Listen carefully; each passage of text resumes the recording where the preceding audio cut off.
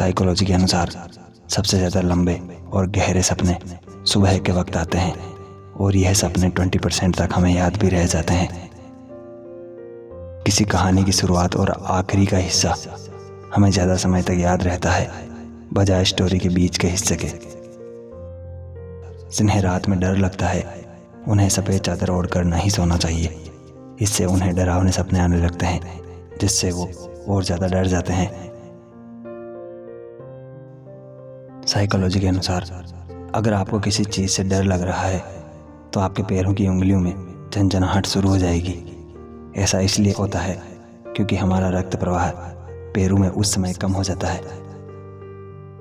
ऐसे लोग जो दूसरों की बातों पर जल्दी भरोसा कर लेते हैं उन लोगों का हृदय काफ़ी कोमल होता है।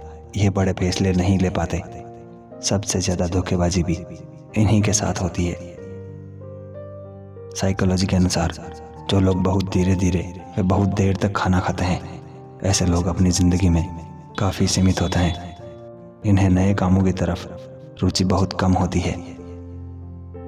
दिन में मात्र 10 मिनट भी अपना मनपसंद संगीत सुनने वाले दिमागी तौर पर बहुत खुश रहते हैं। साइकोलॉजी के अनुसार अंधेरे में सोने वाले लोग काफ़ी आत्मविश्वासी होते हैं। इन्हें अपने काम से बहुत प्रेम होता है। इन्हें काम में देरी बिल्कुल पसंद नहीं होती। यह चीज़ें ज़िंदगी में कभी मत करना वरना पछताओगे। खुशी में कभी भी वचन मत देना। खुशी में दिए गए वचन की वजह से आपको पछताना पड़ सकता है। क्रोध में जवाब मत देना। क्रोध आपके विवेक को खा जाता है और क्रोध में दिया गया जवाब बहुत ही कठोर होता है। इसलिए क्रोध में आप शांत रहेंगे तो ज़्यादा अच्छा रहेगा। दुख में निर्णय ना लें। दुख आपके सोचने की क्षमता को कम कर देता है और दुखी मन से लिए गए निर्णय सदा दुखी देते हैं। जब हम किसी से हाथ जोड़कर मिलते हैं तो उसका वैज्ञानिक तर्क है जब सभी उंगलियों के शीर्ष एक दूसरे के संपर्क में आते हैं और उन पर दबाव पड़ता है तो एक्यूप्रेशर के कारण उसका सीधा असर हमारी आँखों, कान, दिमाग पर होता है और सामने वाले को हम लंबे समय तक याद रख पाते हैं। जो लोग 2 भाषाएं बोलते हैं वे अनजाने में अपने व्यक्तित्व को शिफ्ट कर सकते हैं जब वे एक भाषा से दूसरी भाषा में जाते हैं। जिस स्त्री या पुरुष को पाना आपके लिए आसान नहीं होता वो आपको उतना ही अधिक अट्रैक्टिव लगता है जितना ज़्यादा आप उसके पीछे भागते हैं। उसके प्रति आपकी दीवानगी उतनी ही बढ़ती जाती है।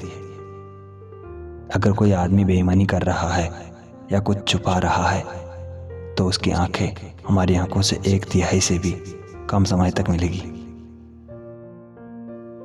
जो लोग लोगों को हंसाना जानते हैं वो लोग किसी को भी अपनी तरफ जल्दी आकर्षित कर लेते हैं। लोगों का उनकी तरफ ध्यान खींचा चला जाता है। बाएं हाथ से काम करने वाले लोग दाएं हाथ से काम करने वाले लोगों की तुलना में कंप्यूटर गेम्स और खेलों में ज़्यादा तेज़ी से काम करते हैं। बहुत से लोग जब अजीब परिस्थितियों में होते हैं तो कुछ पढ़ने या देखने का दिखावा करते हैं। साइकोलॉजी कहता है कि आप किसी काम में एक्सपर्ट होना चाहते हो तो खुद से यह कहना स्टार्ट कर दो, जो बुक पढ़ता है वह लोगों की अपेक्षा ज़्यादा स्मार्ट होता है। आप जहां बुक के जगह कोई दूसरा काम भी कर सकते हैं। ऐसा करने से आपका दिमाग उस काम को करने के लिए उत्साहित हो जाता है। साइकोलॉजी के अनुसार किसी से हद से ज़्यादा उम्मीद समय आने पर आपको तोड़ कर रख देगी।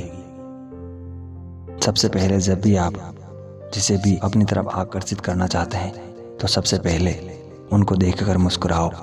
किसी का भी हंसता हुआ मुस्कुराता हुआ चेहरा अच्छा लगता है।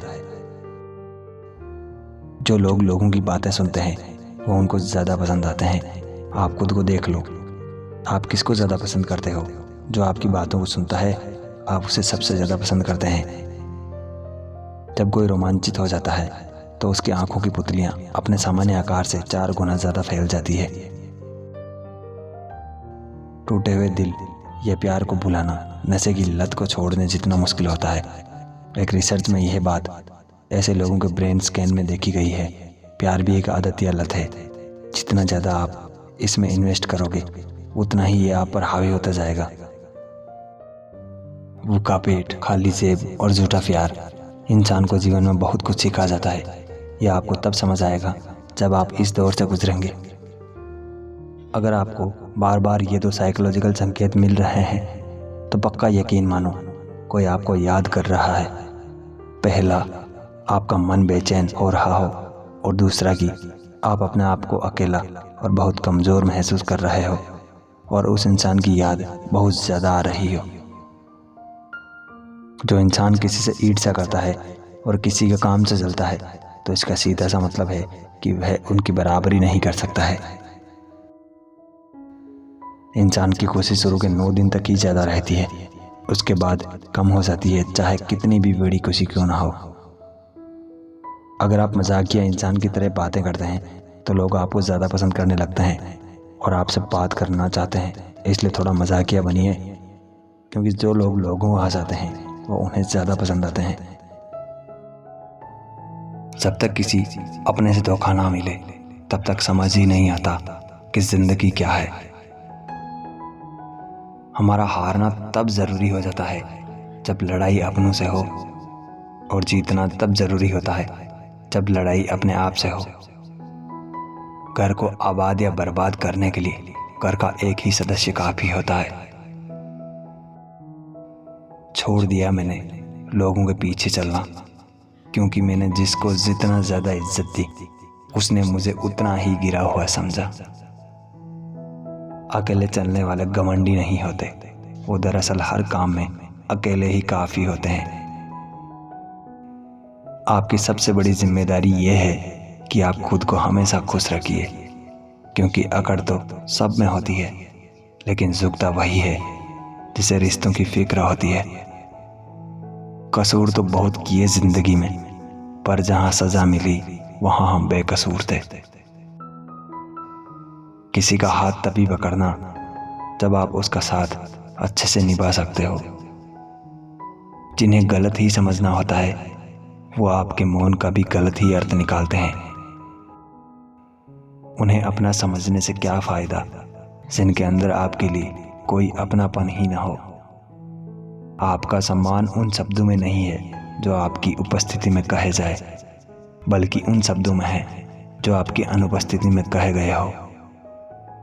हजारों में से भी मुझे एक शख्स चाहिए जो मेरी गैर मौजूदगी में भी मेरी बुराई ना सुन सके। शर्त थी रिश्तों को बचाने की, और यही वजह थी मेरे हार जाने की। रुलाने वाले अक्सर वही होते हैं जो कहते हैं हंसते हुए बहुत अच्छे लगते हो।